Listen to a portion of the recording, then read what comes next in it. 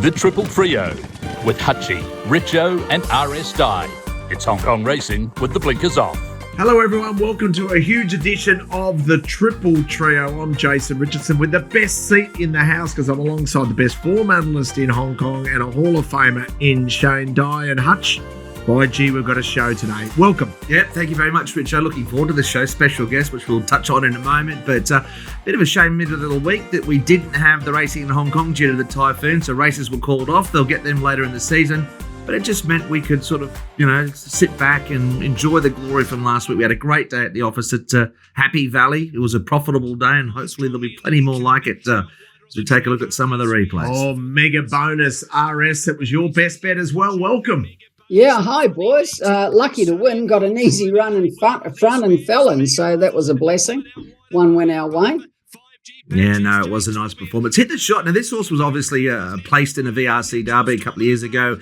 Got every favour. There was obviously a pattern there at the Valley on the weekend, but he was really well suited, so it was nice to get a result there. Rewarding Together, we highlighted from last week, another one that was nicely suited, and he made the most of his effort. He's a pretty tough little customer, Rewarding Together. So we're happy with the day's results, Richo, and it's a brilliant meeting this weekend that we are previewing on the show as well. We've got the Sasa Ladies Purse to take a look at amongst other races, but it's a real good quality end to the card. So it starts to hot up now in Hong Kong, leading pretty much into the internationals, which will be in about another month's time. I had my most profitable Wednesday night this week that I've had for the season because it got called off.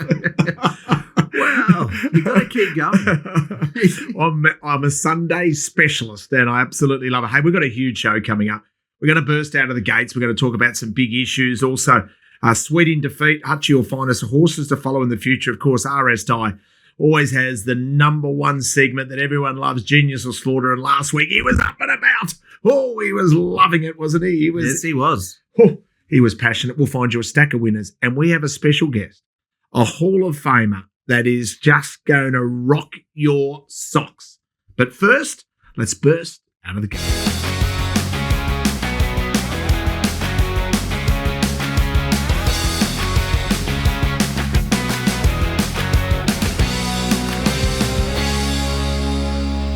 So we burst out of the gates, and Shane, we burst out with riding honours to a couple of jockeys who are in good form at the moment. Matthew Chadwick and who was the other one? Rode a double. And Hamlin riding well. That was good to see. Gave us a good ride. It drew in. It was always going to box seat or lead, and his run before, as Clint had pointed out and we had pointed out on the show, was enormous. Probably should have finished closer when he was off the track, and he went a bit soon on him at the 600. He battled on to win well. And, of course, he also hit the shot, gave it a perfect ride from a good gate. I think Matthew Chadwick's riding very well at present. His two winners had good gates too. They got the prices wrong in this race, Clint. This was wrong. This horse shouldn't have been this odds and the other horse favourite winning Ices. He's been going better than winning Ices, or do you disagree? No, I agree. We had him marked favourite, Shane Street Scream, and gee, isn't he going well? I mean, it was an easy win in the end, and I completely agree. Nice horse winning Icy, but a soft win, wasn't it? Yeah, Street Scream, the way he's going. Shane, I was a little surprised that probably wasn't more that way earlier on. Yeah, I thought he was going to start even money, Street Scream, and the other horse about 350, so that was a good result for me, that race. Matthew's riding the fence this season a lot more, and he's riding very, very well. He's going good. Shane, did you ride much in Japan? And did you ride in any of the big features like the Tenno Show?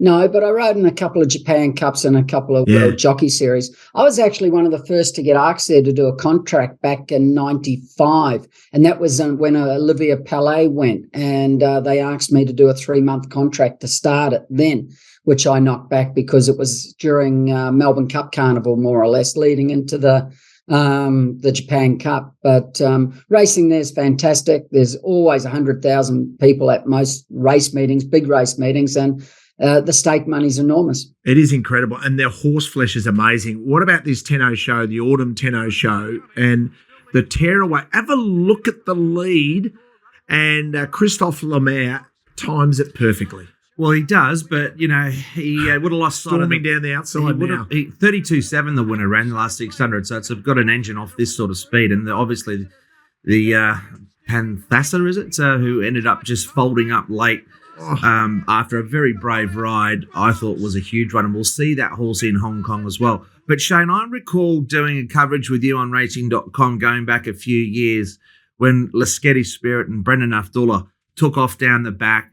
He went for home in the Oaks, which obviously was only run this week.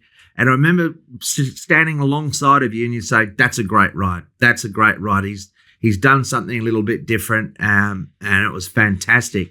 And I know it didn't work there for Panthassa there in that particular race, but what were your thoughts on that particular ride in Japan?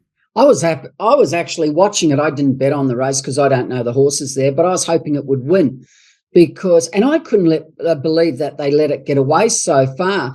But when you look at it, it may not have had much of a chance, and they thought it was going to stop sooner than it did.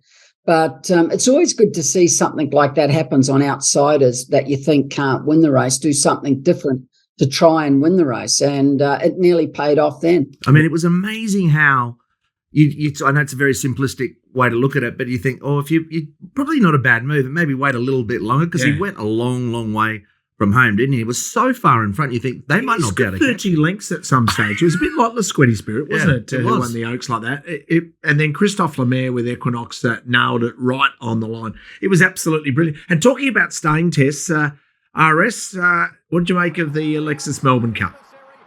Well, he had the best form going into the race. His Caulfield Cup was very good. His Cox Plate run was good. He should have finished closer. He's run fourth in the Arc, and he ran the 2 miles out. I actually backed the second horse. I thought it had great form overseas and coming into the race. But in hindsight, when you do the form in the race, it wasn't that hard to do it because there were so many bad horses in it. They come from back in the field, most of these horses that finished in the first 4 or 5 because they went too fast, but the winner was just too good. Once the rain came, Richo, obviously it changed a lot around, didn't it? He's a real wet tracker Gold Trip. Shane mentioned the Arc.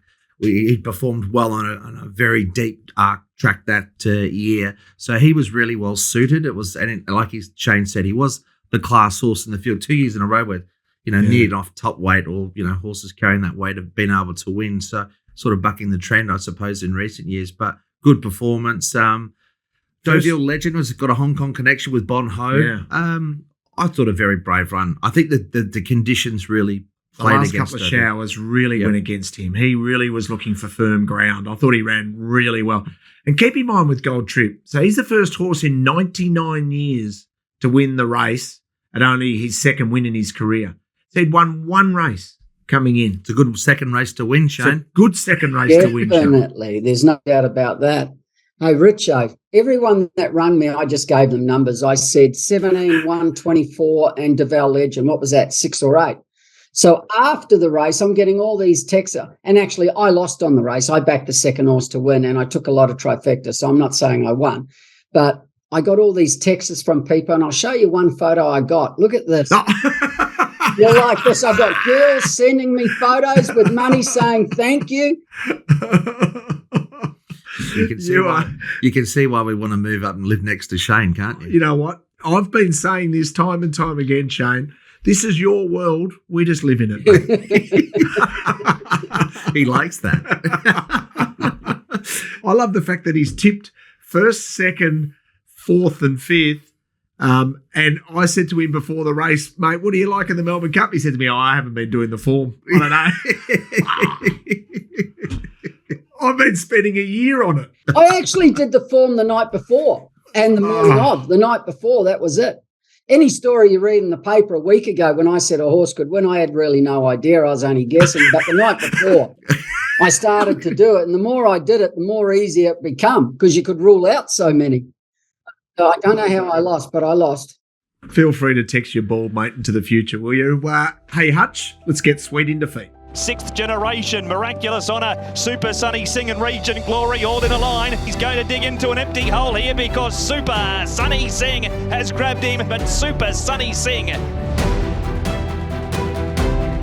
Into the Sweet and defeat file we go. Hutch, who do we need to follow? Yeah, well, we've only got the one meeting to sort of cap over, but as I said, look, there was obviously a pattern on the day, and I think there was a few nice runs with horses that didn't exactly enjoy the best run in transit. Hardly Swears was certainly one of those. Handsome Rebel and Family folks, but I thought Hardly Swears. It's had a few runs this preparation. You can see just off midfield, 3 wide trail. He got a nice trail in the race with a bit of cover, but look, he kept onto the line really well. This race, on my figures, rated pretty well. I thought the pace was genuine enough. I think Mega Bonus didn't really get a lot of pace there up on speed, and I thought Hardly Swears, the way he finished here suggests that he's going to be he'll be winning a race pretty soon. So he's a horse that can win at Happy Valley. Needs to probably draw a gate, settle a touch closer, but he won't be too far away from winning one. Shane, I liked his run. He needs a gate, Clint, where he can just be midfield fence. That's the thing, and you're right what you said. The gate's a major thing. Yeah, outside of that, we've got another look here at Family Folks. Look, he got into a good trailing position, but it just sort of, he had to sort of make his run a little bit around them at the key stage. Buddies actually wasn't a bad run in this race either, but it's another event that, whilst he was outside the leader here, I thought Family Folks was a lightweight in this grade is another one that when he does draw a barrier, he's just well weighted. He's competitively weighted. The same sort of horses will line up again. He doesn't need to be quite as far back. He can park in just behind, and I thought there was some merit to his run, Shane. It wasn't a sort of real flashing light, but it was a good run.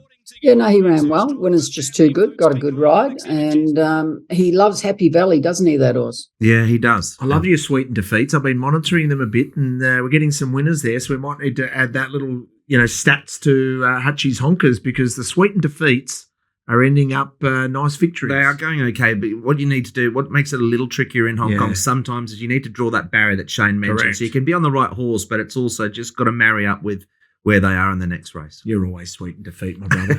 Talking about sweet and talking about defeat, Genius will slaughter. They sweep for home now. Beander Cross has come very wide. Beander Cross answering the urgings of Shane Dye. Mannerism coming at him. Mannerism has got it.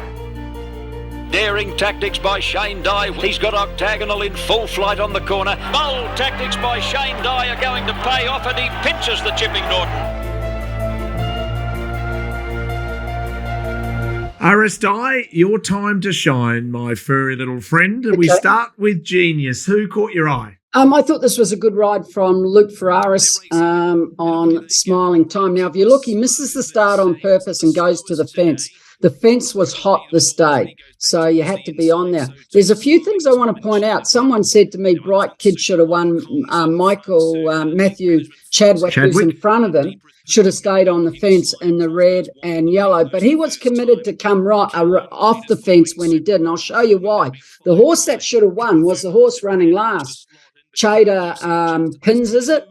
Yes, Cheddar Pins. Okay, so we're going to stop it after we straighten. Now, you'll see these two here. He's following him, but he's committed to come out here on Bright Kid already. And if you stop it up here, a little bit more, stop. Okay, so Smiling Time on the inside, you see how much ground he's saved there by saving the ground on the turn. He saved 2 to 3 lengths. If you see Charter Pins on the outside, the red cap, look where he was, and he ended up back last on the fence at one stage. If he had stayed on the fence, he wins for sure. There's no risk about that. He would have followed Smiling Time through. And look at Bright Kid, and you see that line at the 300.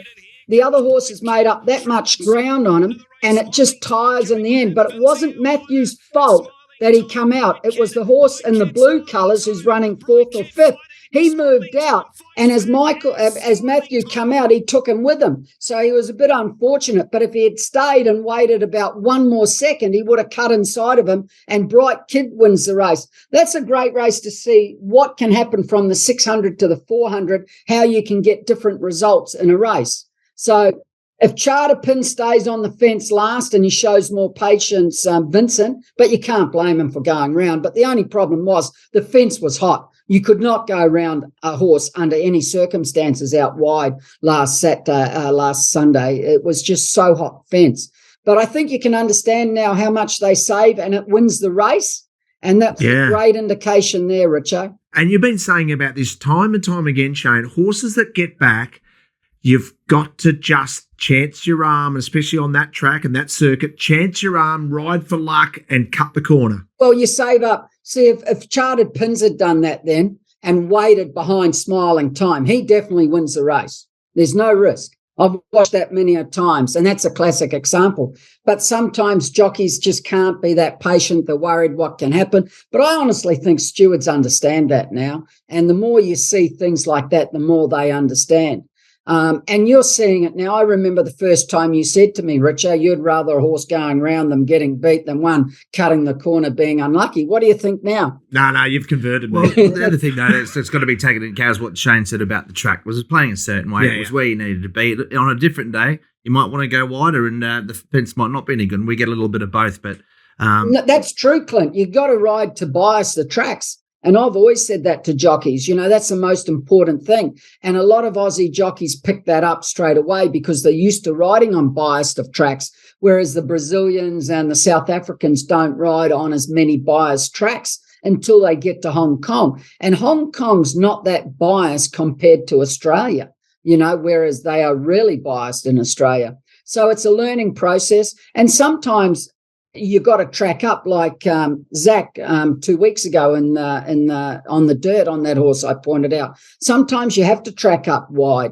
Every race is different. Shane, who was in the spotlight in regards to a poor ride? Who was the slaughter? Well, I don't know whether this was a poor ride, because if you watch here, E-Legend on the outside, he could have led easy. If he leads, he wins for sure. He doesn't get beat. He comes across. Now, he should have realised that a Massive Action always leads, but he didn't want to. He had a hold of him. If he goes to the front and they only run a 28-2 or something, which is walking early, he wins for sure. He doesn't get beat. But this is a nightmare what happens. Now, he might have been told, go forward, but I don't want you to lead. So I don't know that. So he's done the right thing if he's told that. But you watch, he lets this horse go, and they're running, what do they run? A 28-2-3. Well, you can't run slower. And then he ends up back here getting checked, back here. He should have won for sure, this horse. And then on a track where the fence is hot and really hot, he ends up the widest runner from outside the leader after 200 metres. Watch this. yeah. How does he end up there? There were two plays for us in this race. That was one of them. And Majestic Star, I think, Majestic Victory was the other one. How they haven't gone forward with what they've seen early in the day. And look where the winner was. Leaders back. There was an opportunity to cross. I was a very frustrating watch, given what you'd seen. And It's one of the best eighths going around. It was horrendous. And what Shane said was absolutely right. And I think both of them were pretty ordinary. Majestic Victory went forward as well and sort of then handed up, and they got shuffled back. What a disaster. But then I don't know what the trainer told him. But then again, when you're coming across like that and it's a leader's track, and not a leader's track, it's a fence track. You got to be on the fence to win, more or less. He should have led on that horse. And plus, he had no weight on his back. Well, let's add some star power to the show with a legend of the sport.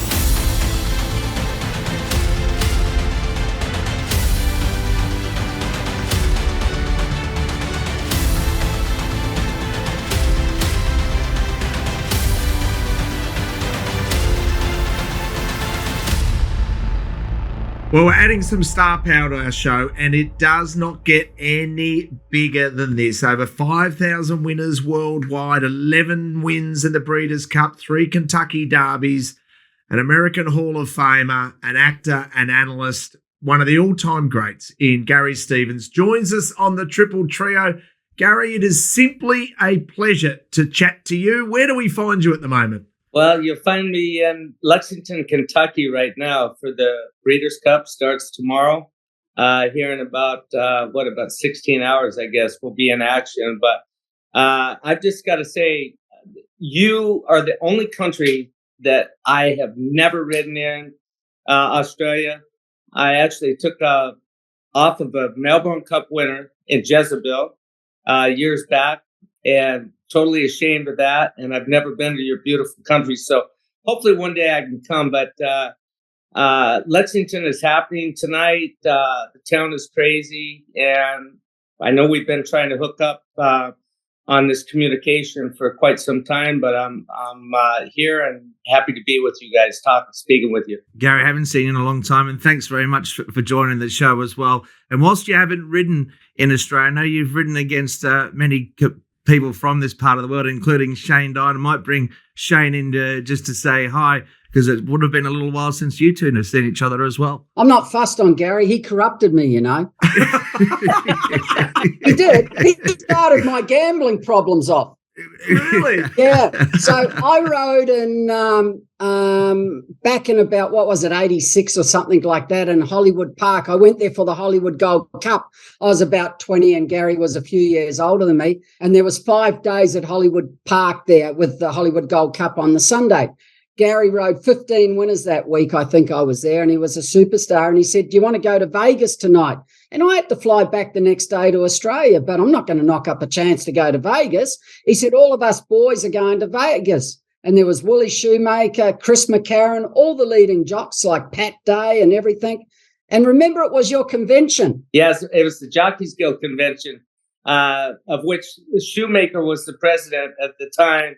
And for whatever reason, when Shoe retired, I wound up being president for about 9 years, and hope that I stuck up great for the jocks and everything. But I do remember exactly. Mike Smith was with us. Eddie Delahousie, some of the greatest American jockeys, not some the greatest American jockeys. And I'd actually forgot that you tagged along with us. And sorry, Well, I can remember it. At 4 o'clock in the morning, we were still playing Baccarat at the time. You can't remember that. I can.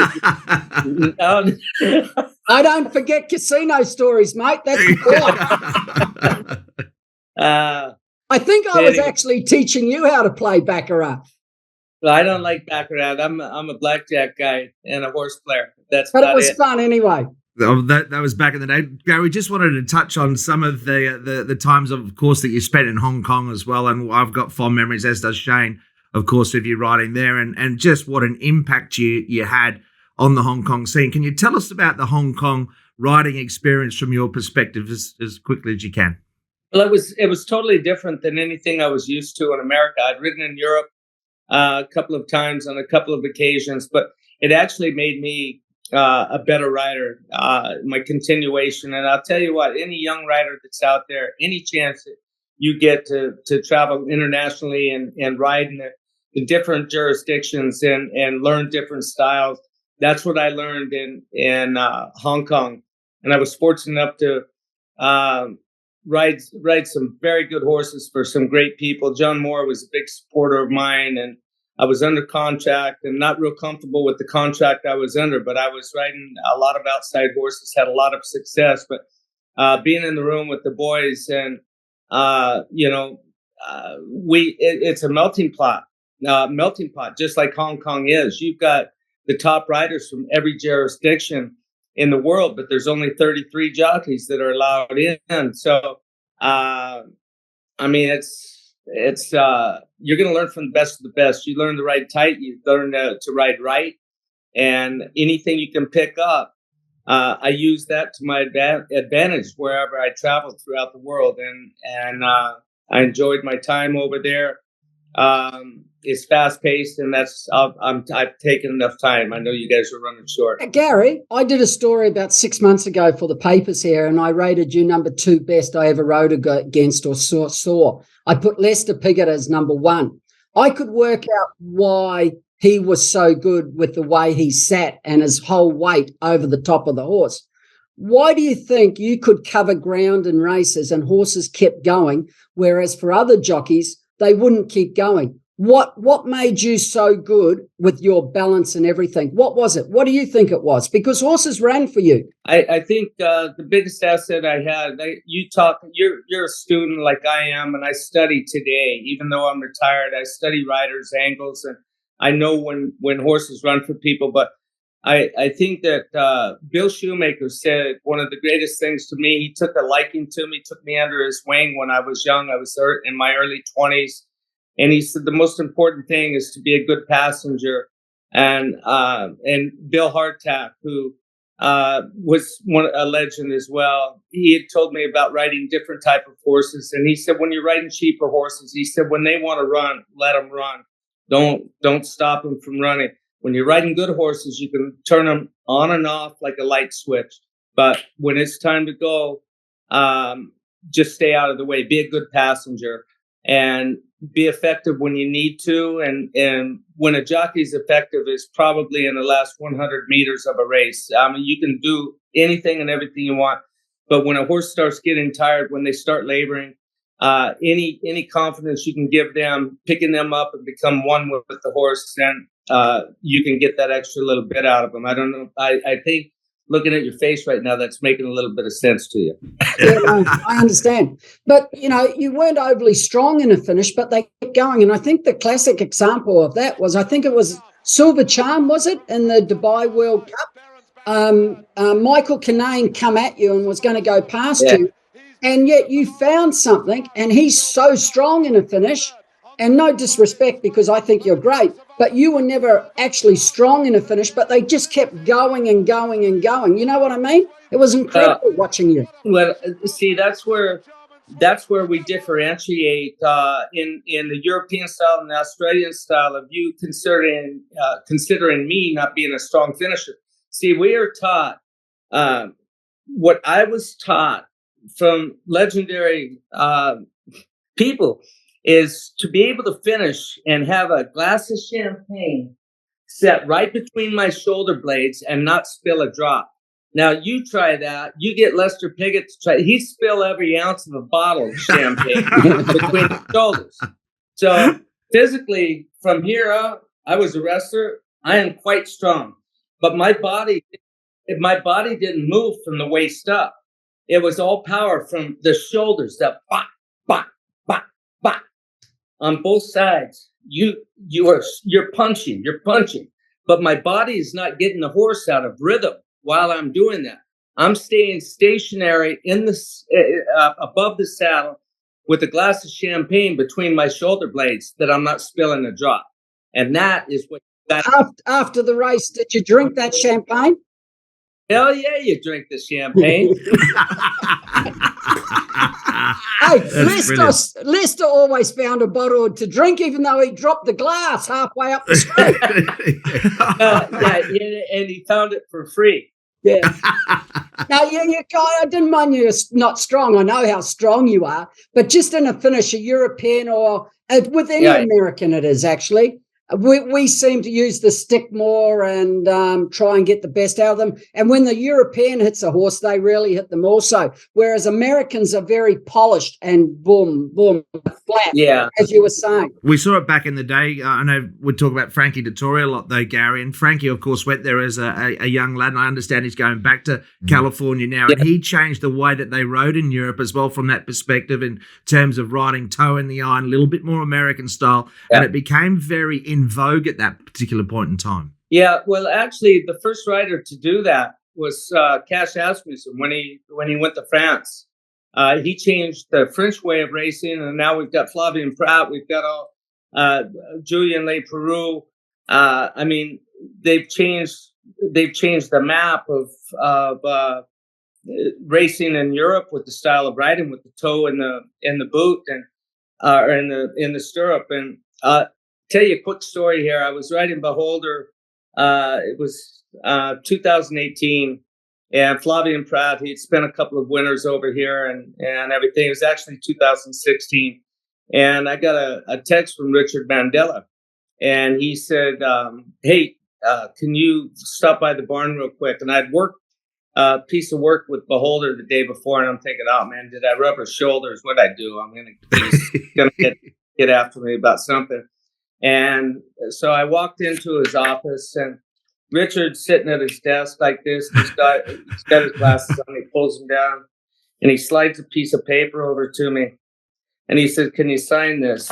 And I said, "What is it?" And he says, "It's a recommendation for Flavien Prat's visa, you as a sponsor." And I smiled at him, and I said, "Yeah, I'm signing my death warrant right now." Yeah.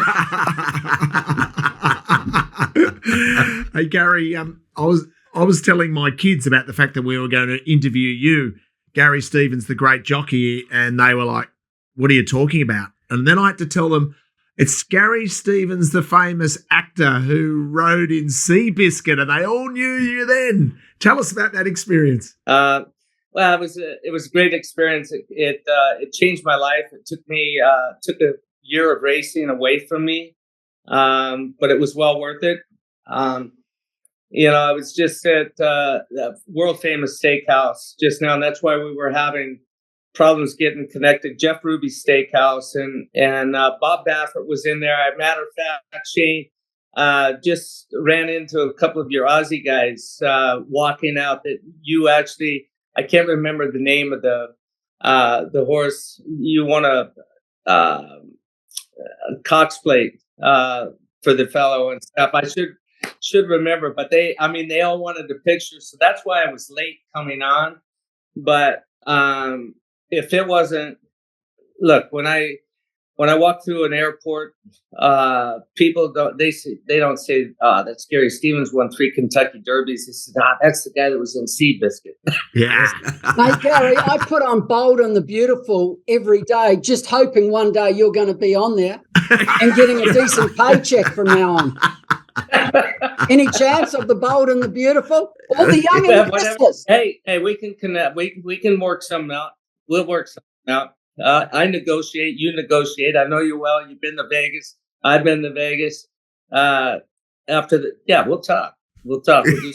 Gary, one thing that the people listening wouldn't realize, you had a lot of injuries during your career, and I think you had about 8 years off. How are you now physically, and are you okay, or do you need hip replacements, or what? How are you feeling? Thanks, Shane. No, I actually had a full knee replacement and won a classic after that knee replacement. I had the knee replacement done in 2015. I had the hip replacement of my left hip done in 2017. I just wish that they would have had the medical wherewithal back in the day when I was really hurting, and I would have had a new knee and a new hip a long time ago. But you know how rough this sport is and everything. I can run. I play golf. I'm in zero pain from my knee or my hip. I don't even know that I have a prosthetic in a knee or a hip. Just totally comfortable.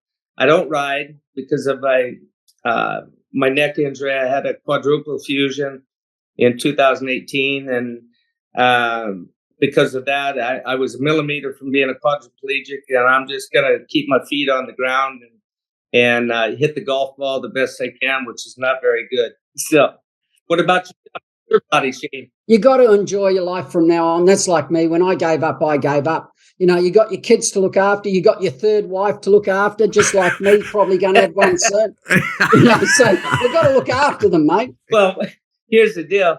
We can't afford to look after some more. So, yeah.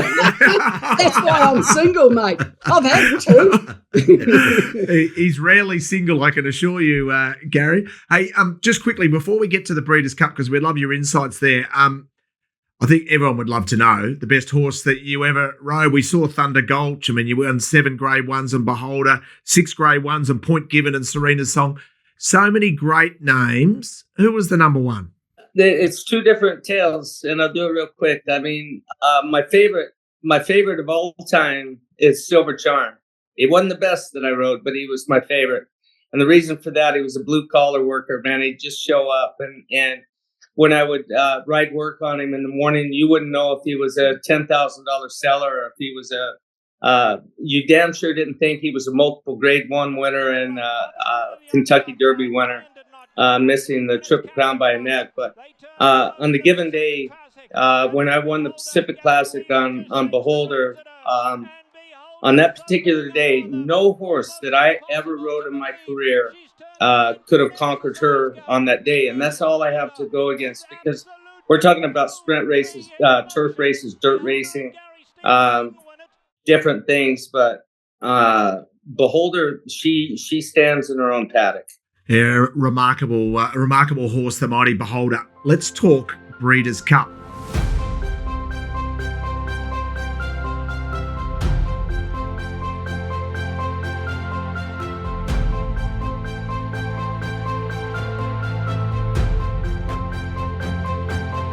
And Hutch, let's drill into Gary's intel in regards to the Breeders' Cup and see if we can sort of work through what is an amazing weekend of racing. Yeah, I mean, it's amazing, Gary, that we have a horse of the caliber, of course, in Flightline. But just a quick, I'm not sure if you've had an opportunity to have a good look at the Breeders' Cup turf. It's obviously a race where the Europeans come over and do pretty well, and Aidan O'Brien's well represented again this year. So have you got any feeling on the Breeders' Cup turf over the 1.5 miles this year? Actually, believe it or not, I'm looking at the filly from here in America, Warlike Goddess, to take the boys down. Yeah. The only reason she's not running in the she needs pace. She needs a steady. I mean, she needs a solid type race, and because of the configuration of the race course at Keeneland, the Breeders' Cup filly and mare, it's not a mile and 3/8. It's I think a mile and 3/16, and that's too short for her. And she would have got pace in front of her and everything, but they ran her against the boys in her last race, and she didn't just win; she dominated. And I really that's and I don't even think it will be an upset. I think she could go off as second or third choice in the Breeders' Cup turf. Yeah, I think Godolphin Horses, Nation's Pride, which William Buick's riding for Charlie Appleby's looking for 3 in a row. I think he's going to be really hard to beat. Mishriff, Frankie jumps on board. Even Stone Age will be a massive price. Don't underestimate him from Coolmore. Hey, here's the big question. How good's Flightline? Guys, I'll tell you, I was 10 years old when Secretariat won the Triple Crown, and I never saw him in person.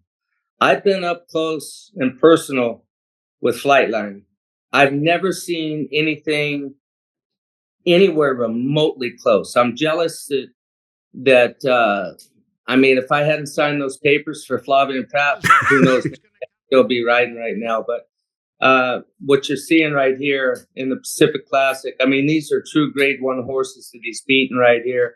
And he didn't just beat them, and he won in the pole, and he won by 19.5 lengths and was just off the track record. Forget about times. I mean, just watch him move. And he does this time in and time out.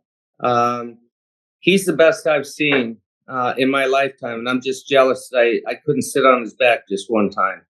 Wow, that's a huge call, Shane. Best ever.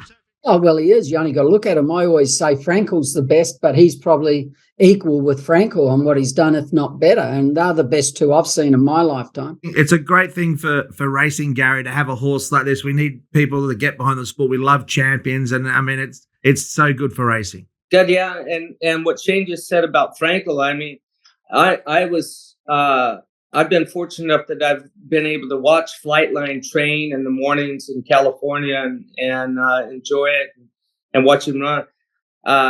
I never got to see Frankel run in person, but I was up early every time he was in a race because I was a huge fan of him. I love. You think another one's never gonna come along, and they do. And when they do come along, it's great to enjoy it. And they're actually talking about running Flightline. I mean, obviously, it's going to depend on his condition when he comes out of the race. But we've got a group of sportsmen that own this horse, and they're also going to be the breeders.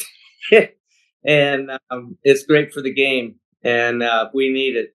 Darn sure need it. It's absolutely fantastic. We could chat to you, Gary, for ages and ages. We know that you're very busy. Good luck for Breeders' Weekend. Thanks so much for reminiscing on your incredible career, and listening to you and Shane go toe-to-toe is worth it in itself, Hutch. And just before you go, Gary, maybe we'll have to organise another Vegas trip with Shane and meet up in the next 12 months at some stage, surely. One better, Clint. Why doesn't he come here for a holiday? I'll give him a good time at the Gold Coast.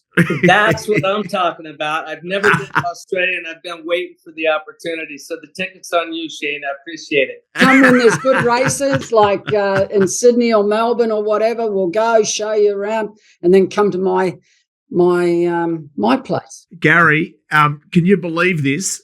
Shane owns a nightclub. Could you imagine what that would be like? Look.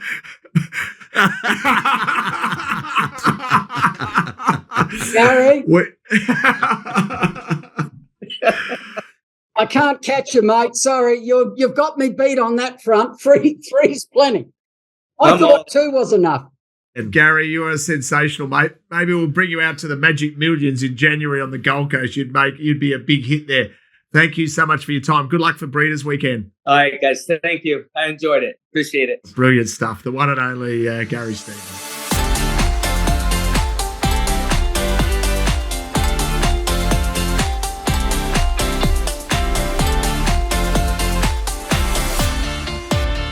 Hong Kong racing on Sunday. So we're back at Sha Tin. And let's start with race number 7, Hutch, for you to dissect. Yeah, the feature event of the meeting, the Sa ladies. But big day in Hong Kong. They all get dressed up to the nines and look very dapper out there. And it's always a good day's racing. And it will be again this year. Interesting. It's a handicap event at the top of the weight. So this is my market. I found this a really difficult race to price.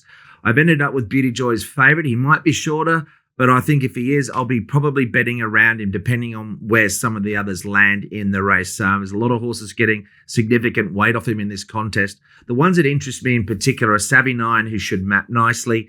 He's got to be in the market. His last run I thought was excellent. That was in defeat behind California Spangle. It's a key form reference, of course. Look, he had his he got a little bit held up here, Savvy 9, but when he worked off heels, he worked home well. Now, Beauty Joy had a clear forgive. He missed the kick, wide without cover, early move. Obviously there was a forgive run, and Zach Purton jumping back on board now is going to be a big plus. But Shane, just on Beauty Joy, while we watch this replay with Senor Toba making ground, what was your impression of him in terms of his barrier manners? These days he seems to be very slow away. He's not yet showing that pace where he can go forward. I thought if he does miss the kick, maps back, he's up to 1,800, which I'm not sure will help either. I thought there were just a few question marks with him, in particular with the weight he carried. So what did you make of Beauty Joy? Okay, missing the start for him's not a problem. You've seen what he can do when he misses it. The problem is a furlong after the race when he starts pulling and he starts his head up in the air like that. That's the problem.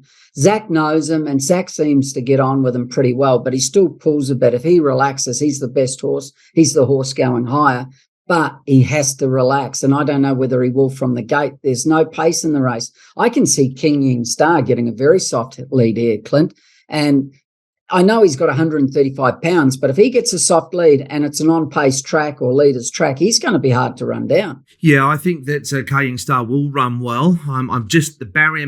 This is what the confusing part about the race is. How will Beauty Joy jump? And if he does jump, he could lead.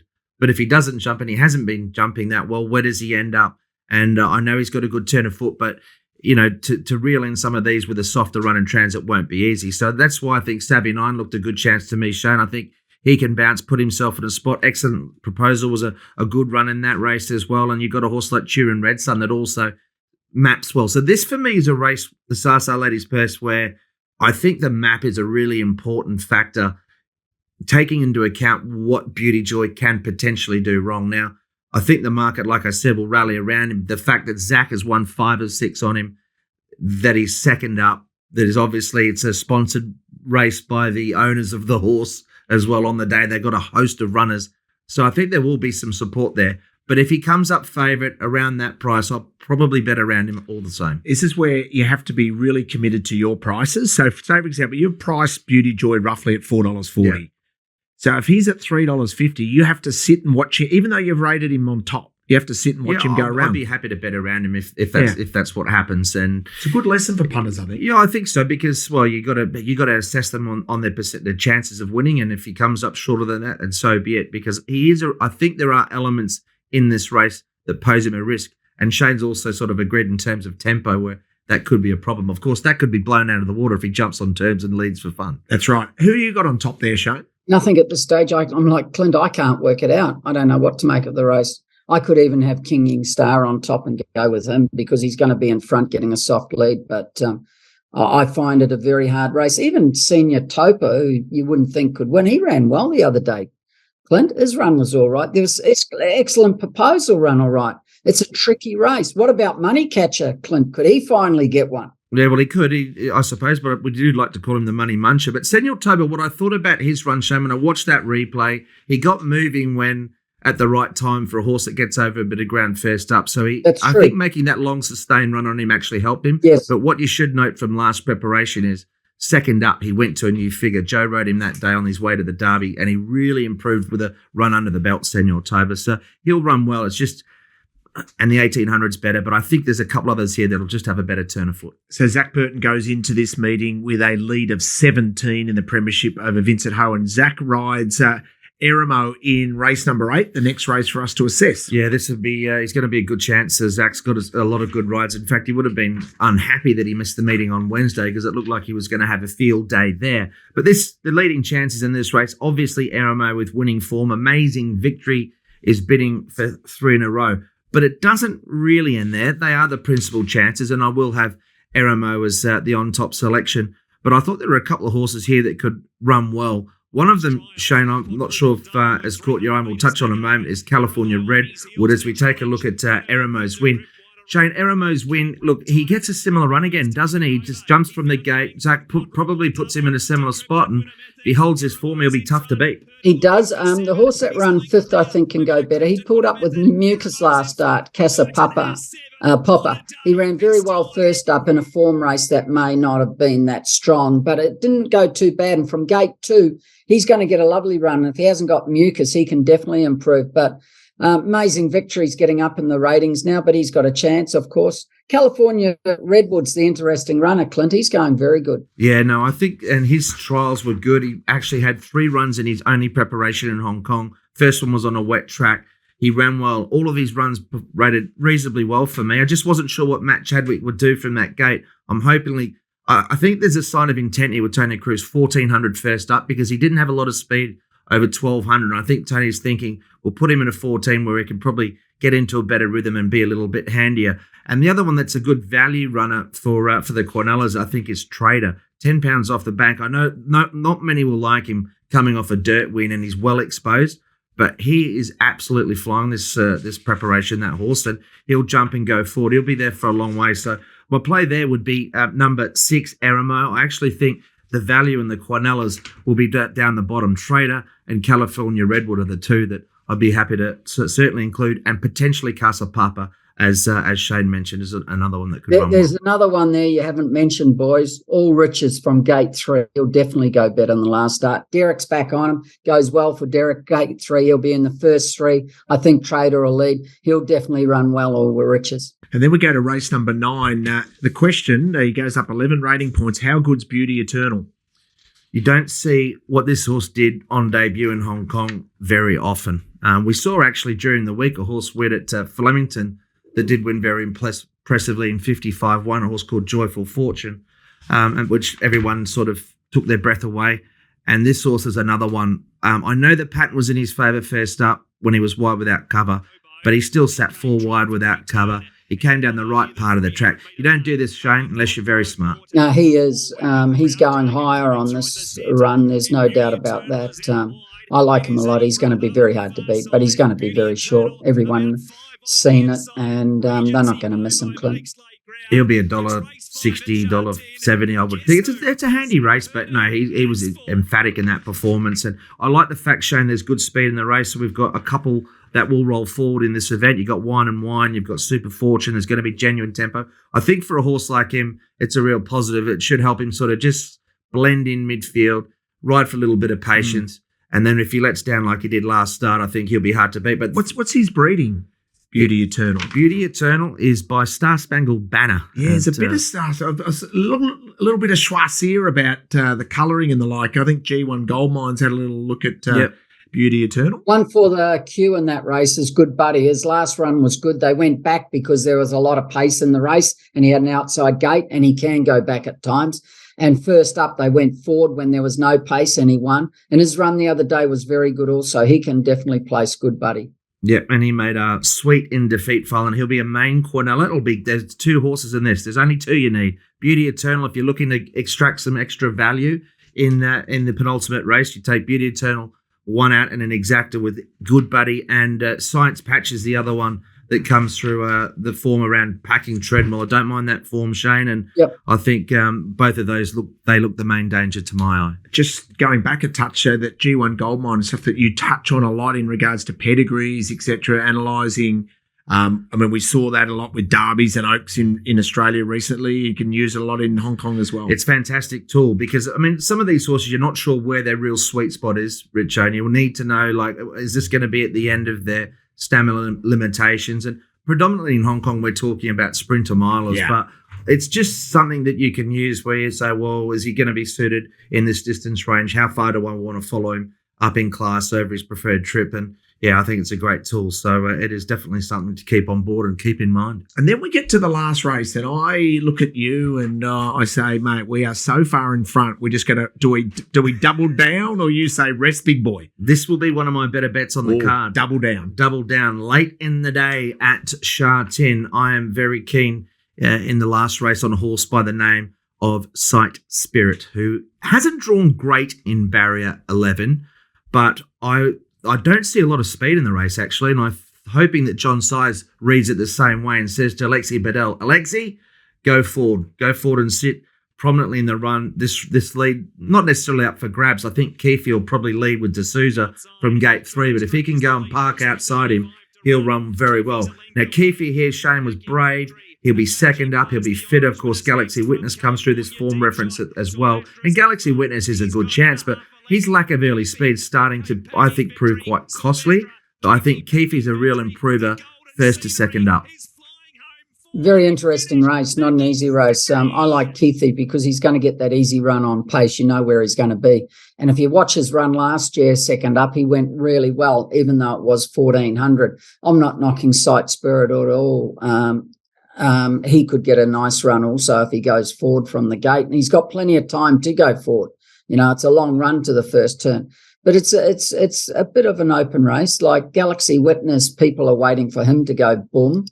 Don't know about a mile. This is going to be his test. Remember last year when he went a mile, I know you said he got out onto the worst part of the track, but I felt he should have still finished off better than what he did. So he's the interesting runner, Clint, whether he can run the mile or not. Yeah, he got away from the rail that day, and maybe the mile did see him out, but we'll find out. I suppose we'll answer those questions on the weekend, but I thought he had a genuine excuse. But no, Keefe's a big chance, and I think he'll be close to favourite, but I'm going to be definitely with Sight Spirit in the last race as one of the better bets of the day. And once again, I think whatever you do in your multiples or exotic type bets, you've got to have Keefe in there because he's guaranteed that spot that Shane said he'll land on speed. And this is a horse actually that Frankie Law signalled at the start of the year as one to really follow. And Shane, you look at all his form from last season, it's intertwined with a lot of good horses. It is, and he never went bad. He was always there, and he's come back racing the same as he finished last season off.